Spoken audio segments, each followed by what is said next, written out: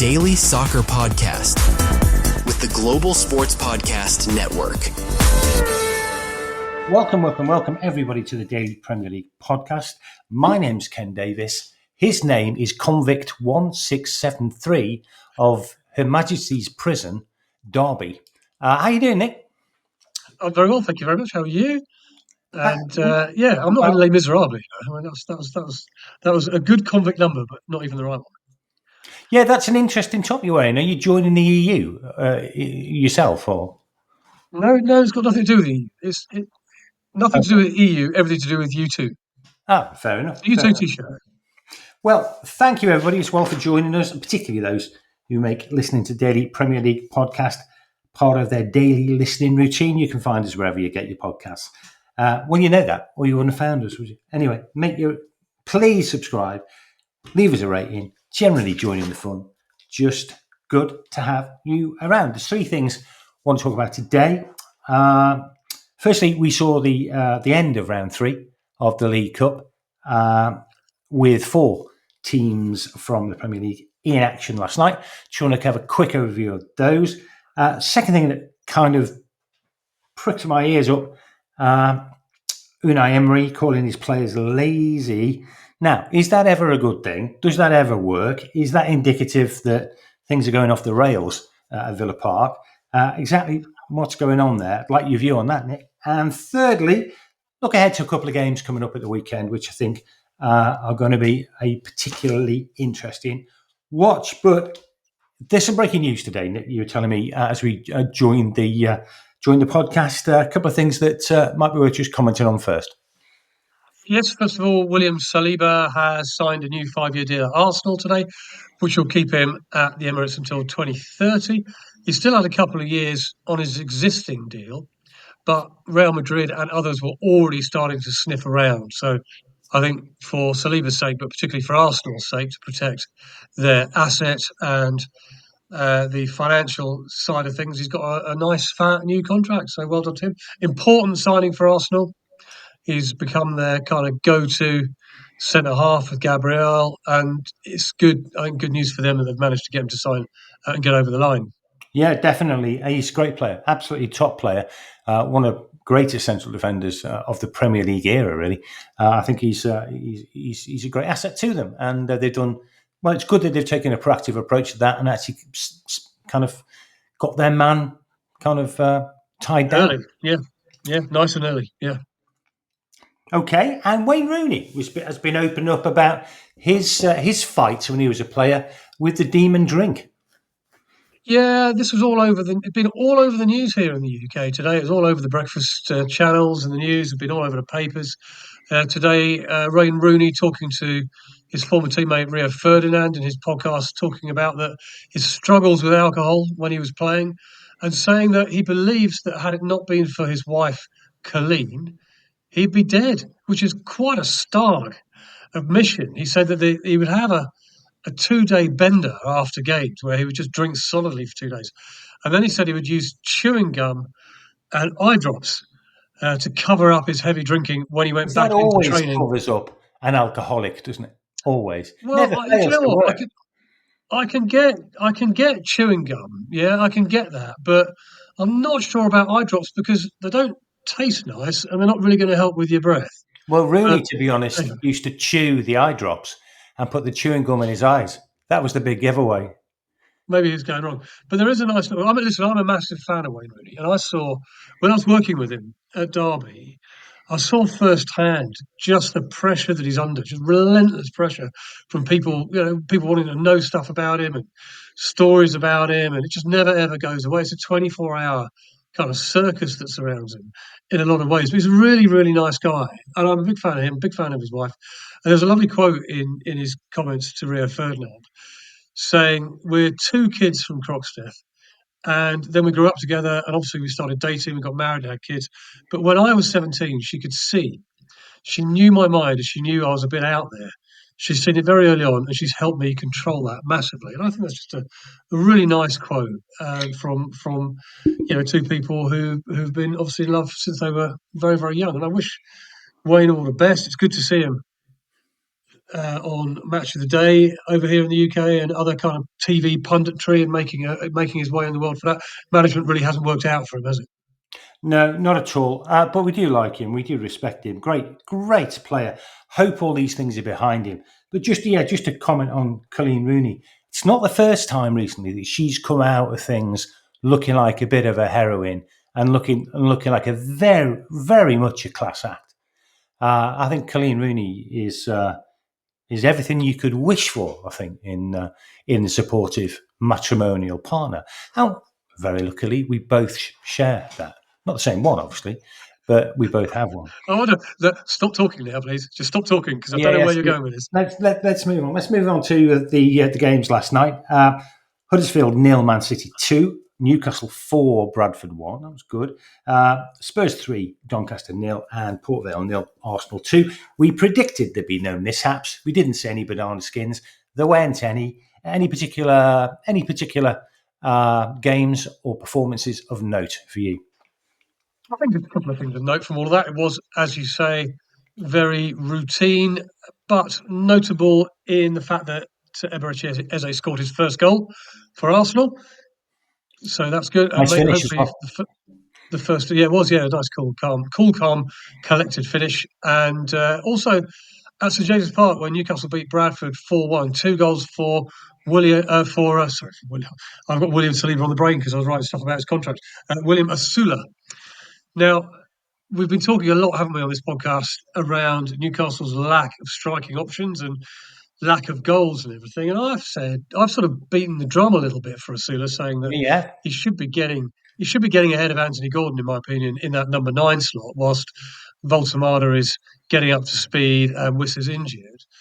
It was good to see him playing last night and good to see him score a couple of goals. And I think he puts himself in Eddie Howe's thoughts ahead of the game on Sunday. So, a couple of bits from last night's games that caught my eye. Yeah, they definitely need to have more of a threat against Arsenal. It's good to see that. That game just came at the right time for Newcastle, I think.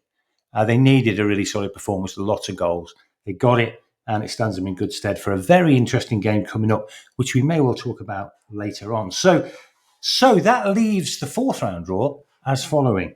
And Nick, I'd be interested in any highlight games that might feature. And there's an obvious one, of course. Arsenal against Brighton, Grimsby against Brentford, Swansea against Man City, Newcastle against Spurs, and obviously the big one, Wrexham versus Cardiff, Liverpool against Palace, Wolves against Chelsea, and Wycombe against Fulham. Obviously, apart from the big Welsh derby, anything else there that really takes your eye? I mean, one game absolutely leaps out of the page as an absolute cracker, and that's Wycombe v Fulham. No, it isn't that one. Look, Newcastle-Tottenham is the big game of that round, I think, and it should be a really, really entertaining, goal-fueled, fast-paced game. Newcastle, the holders, up against a new-look Tottenham and a new feel Tottenham.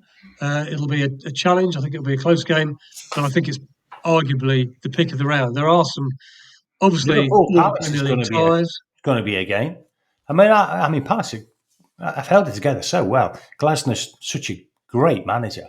Liverpool, vulnerable. Yeah. I really think they're vulnerable still. It's a difficult one because I think my natural instinct would be to say if Palace were at home, it would give them more of a chance. But I don't think that's the case. I think Palace are better away from home than they are. Exactly. But Liverpool are, I sense, hitting their stride a little bit, and I think they'll just be too strong. I don't know. I mean, I'd like Palace to win that game. It would be good. It'd be good for football and good for Palace. At the weekend, it's the return fixture. We've got Palace against Liverpool at the weekend. Yes. That will be an interesting game. Okay, so as we know in football, it pays to get the team selection right.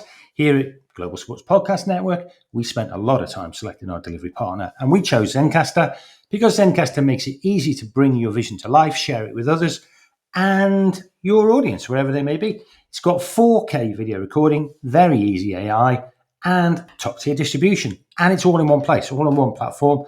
You don't have to worry about syncing a number of products together. So if you've got a story to tell it with Zencastr. Check the show notes for more details. We chose them, and we don't regret it for a moment. No. Your daily soccer podcast with the Global Sports Podcast Network. Okie dokie. So, Let me ask you something, Ken. Before we get on with this podcast, let me ask you something from my hotel room in Motherwell, Scotland, where I am at the moment. It's a beautiful day. I was out in Edinburgh this morning, right? I was out in Edinburgh, and I had to take both my coat and my jumper off. It was so hot. It was t-shirt weather. It was absolutely glorious in Edinburgh today. it's not very that nice. here.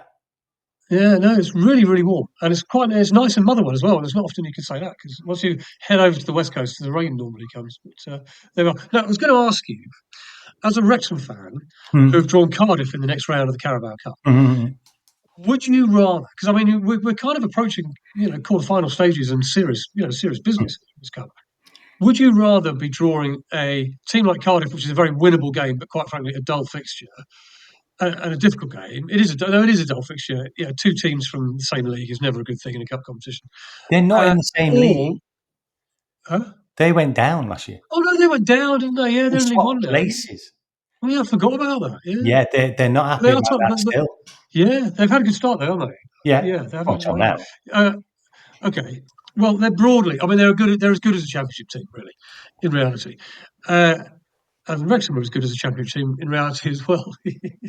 But no, I'm saying, would you rather now, because everybody wants a home tie against one of the big glamour clubs and a big draw and all that, or actually, would you rather do what Wrexham have been doing this season, in sort of sneaking through in the back door with games against lowly clubs? Yeah, I want Grimsby at home in the next round. We can win this. I mean, that's what is. No, you can't. No, you can't. It's You can't. destined. That's what's going to be. If we're not going up this year, and we're not going up this year, maybe the whole Disney kind of the Disney series is going to be underpinned with our amazing League Cup victory. No, well, that's not going to happen. But so you're quite happy just playing rubbish teams as you have done so far and sneak your way into the latter reaches of the I just want to competition. get as far as we can. Yeah, no, I'd agree with that. I don't want to come up against Liverpool away and lose 3-0 and say, "Oh, that was that. Then let's move on." No, I want us to get into the winning mentality. I want us to play as many games as we can win, because it's going to help us in the league. That would be my view on it. So, fair enough. Point two. Unai Emery calls his players lazy.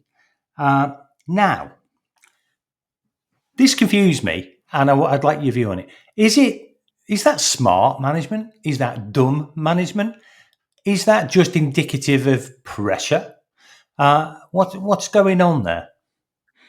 Well, let's see what he said first of all. So after Villa's draw on Saturday away at Sunderland, which isn't the worst result in the world, let's face it, but they did play most of the game with a man up. Sunderland got a man sent off fairly early. He clearly wasn't happy. He stormed down the tunnel before the final whistle had actually been blown, and he came out afterwards and said, "We were lazy sometimes in defence. When we conceded, we were lazy." I'm never sure kind of where the balance sits with this, because there's nothing wrong with him saying that if that's what he thinks. Nothing wrong with that. Equally, do you keep these things behind closed doors? I don't think it's the worst thing to say. I think he wasn't. He didn't come out and say that was terrible. My players are lazy. They're lazy. They're not working hard enough, and they're a disgrace. He just said our defending was lazy. That's a slightly different kind of connotation. There's subtlety, there's shades of grey in there. Lazy is a word there that implies not bothering, not caring, not being bothered. Players hate that because that questions their professional standards. It's quite an insult, really, to a professional football player to say we, even as a collective group, are lazy. Yes, Ezri Konsa came out and, as you would expect him to do, said, "Yep, I can't understand why the manager's saying that. I back it." He's never, ever going to say anything else other than that. But there are signs of discontent starting to grow at Villa Park now, aren't there? The storm clouds are well and truly gathered. There are stories reporting, sort of leaking out the club and being reported, whether they're true or not, nobody knows. But they're being reported that he's fallen out with 4 senior players. There are reports linking in with Manchester United now. Obviously, we talked about Monkey going, one of his key allies at the club 48 hours ago. It just feels like this story is gathering pace. And you know what it's like, Ken, when stories like this gather pace, they inevitably end up with one thing and one thing only. Mm. So I don't know. It just sort of adds fuel to the fire a little bit that he's not happy, that he's falling out with his players, that he's not pleased with what he's seeing on the pitch. It just adds to that kind of sense that all is not well at Villa Park. I think this has been looking this way for a few weeks. I remember doing an episode with you a few weeks ago where we were talking about potential managers on the hot seat, and we were talking about Emery then, and it was a real. I mean, it was a long shot, but there were just signs in the wind. Even then, that things weren't going well, and there's been nothing since to make me or you, I don't think that things are improving. If anything, they're getting worse. Yep, to be fair, you called that. I was I was giving him a little bit more slack, really, and saying, well, I've just got off to a bit of an iffy start. It'll be fine. But when you see him say that, when you see these stories that are starting to knock around, it just sort of sets a bit of a darker narrative to it all. So, It does. yeah, all is not well at Villa, but you know what? A good win at the weekend and everybody's forgotten about it and everybody moves on. That's true. Final thing on the lazy thing. Actually, these players aren't lazy. They weren't lazy last year. In fact, they were the opposite of lazy last year. If they're lazy now, that's a motivational issue. That's actually on the manager. So it's kind of, I see where he's coming from, but if you really analyse, a lack of motivation, which is what he's really talking about, that's on his desk as much as anyone else's. So it's going to be an interesting one to watch in the course of the next few weeks. And Global Sports Podcast Network has partnered with Bioniq, the world's most personalised supplements, because your body's unique. Both mine and Nick's are particularly unique at the moment. Because without knowing what deficiencies you have, taking off-the-shelf supplements mean that you're probably not getting enough of the nutrients you need, and maybe too many of the ones you don't. So Bioniq provides 100% tailor-made supplements designed to deliver precisely what your body needs at exactly the right levels. Optimize your health. No guessing. So click the show notes, click the link in the show notes, use the code GSPN2025 for your 40% discount off your first order.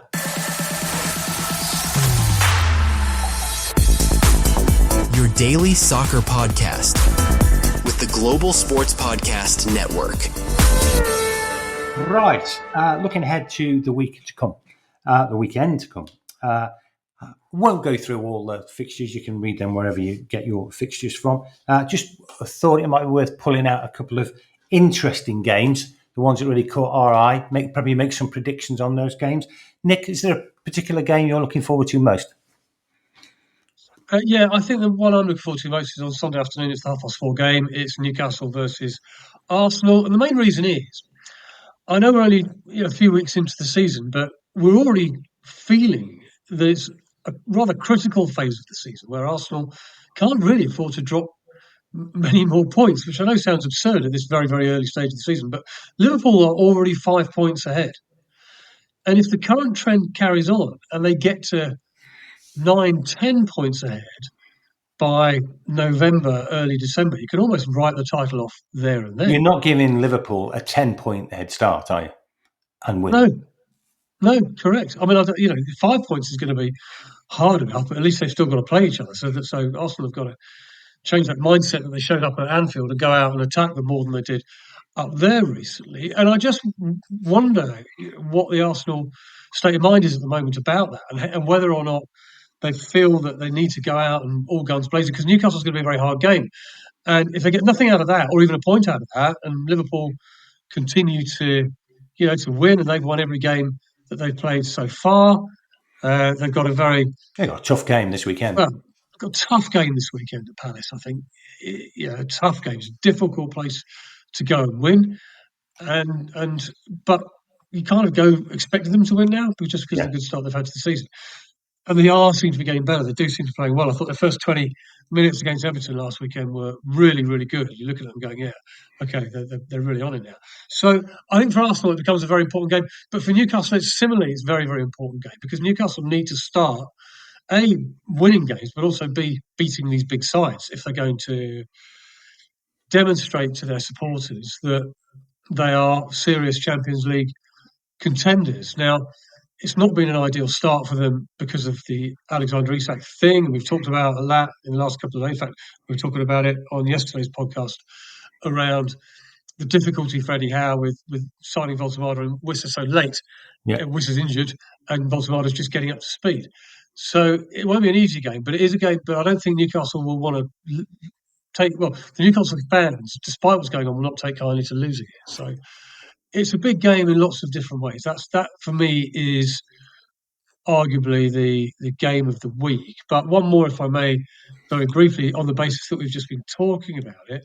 If Villa lose at home to Fulham, Yeah. Could that be it? That's gonna it's one of those type of results, isn't it? So two very interesting games on Sunday. What about you? Yeah.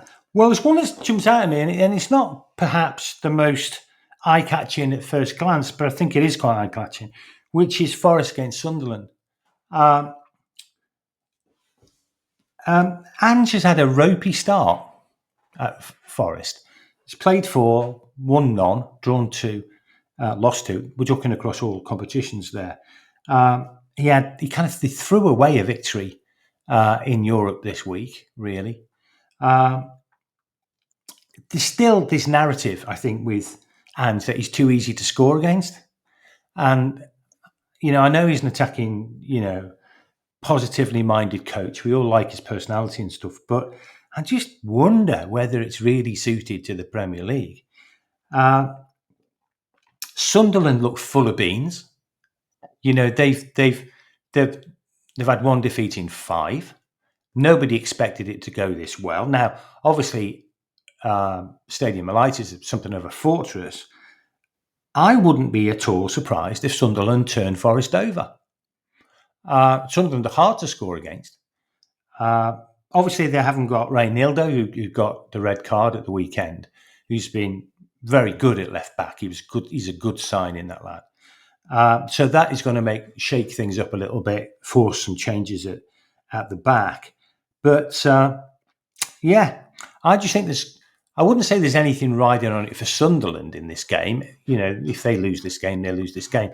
But I think the mood at Forest is going to be pretty glum if they don't get a victory, because victories for Forest they've won the first game of the season. Since then, they've been extremely ordinary. So I'm looking forward to it. Yeah. That's maybe being a bit harsh. I think I like being harsh on Forest. Yeah, I know you do. I think they probably should have come away with from Burnley with 3 points. They're unfortunate to get 3 points. Dubravka made a couple of really good saves late on in that game. They should have won last night against Real Betis. Sure. They were 2-1 up with 5 minutes to go when Anthony, do you remember him? Yeah. Couldn't hit barn door with Man United could do it, couldn't they? Yeah. He got the equaliser, but prior to that, Forest had again 2 or 3 chances. They hit the post. They were quite close.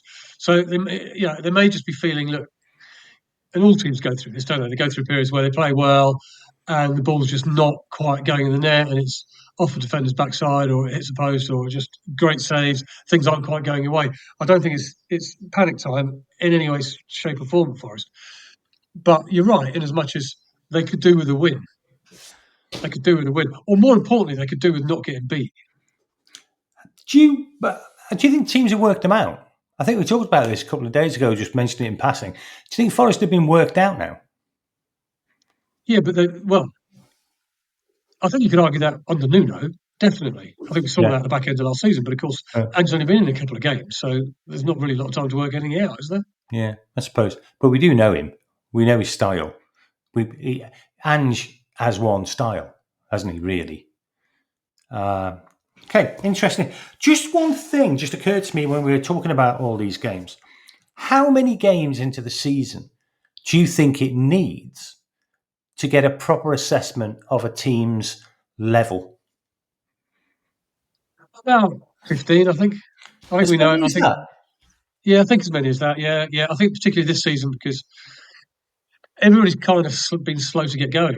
It's not everybody, but quite a lot of teams. There's a lot of transfer stuff going on very late in the day, and we've talked about this podcast, really, haven't we? Liverpool starting to get going. Chelsea, we don't really know what to expect there. Tottenham, we don't really know what to expect there yet under Thomas Frank. Newcastle, when they get Worcester back and when they get Voltemada firing, are they going to be a totally different team? I feel a lot of teams are just still in that early stage development. So ordinarily you might say 10 games, but I feel this season's a little bit different. I do feel it's a little bit different. And maybe after 15, I think we'll get a very clear indication where teams are. That's an interesting one. I was having this debate with someone earlier on Twitter who was talking about the 10-game thing. And I actually think it's less than that. I think you really know. And it'd be interesting, and I'll do this before the next podcast. I'll have a look at what the league table was after 8 games last season compared to how it worked out. But the only thing really, because everybody's in the same boat in terms of putting teams together, becoming familiar with the system, becoming familiar with the co-players. Everyone's got that issue. The only issue I can think of is, well, 2 issues. One, it's a very small sample size when you're dealing with 3 games. And also, it's very fixture dependent. So if you've had 3 of the big teams away from home, well, guess what? You're not going to do as well as if you've had the 3 promoted teams at home. So some of it's fixture dependent. But I reckon it's actually less games than we think in terms of, being able to assess where a team is. I'm going to check it. 8 games in last year, see if there's any major differences in the finishing table. Bet there isn't that many. Well, look, everybody's played 5. And when you look at the bottom 6, you're looking at Forest, Burnley, Brentford, Villa, West Ham, and Wolves, who are bottom. Are you suggesting that's how it's going to stay? No, because I think 5's too few. But I think it's only a couple more games, and I think we're going to get a pretty good idea. For example, I bet Spurs and Man United were low after 8 games last year. I bet they were. And guess what? That's where they end up. I bet Palace and Brighton were fairly good after 8 games. And guess what? That's where they finished. I'm going to do the exercise and we'll talk about it next time. But I think actually it is quite a good predictor after relatively few games. Anyway, that's an interesting little exercise to do. Nick, enjoy Motherwell. Enjoy Fatherwell, Sisterwell and Brotherwell if you go there as well. And just have an all-round good time. We'll see you again tomorrow. Tomorrow's Friday. Everyone got that Friday feeling. I've got the Thursday feeling at the moment. So thanks for listening. Hope you enjoyed it. You've got no feeling at the moment, have you? Oh, honestly, don't even want to go there. So enjoy the rest of the day, everybody. Hope your team wins if they're playing in. If you happen to support some bizarre team playing in some bizarre European competition tonight, Genk or I don't know, Bodo Glimt, something like that. Enjoy that, and but we'll see you all tomorrow. So goodbye from me, and goodbye from you, Nick. Goodbye.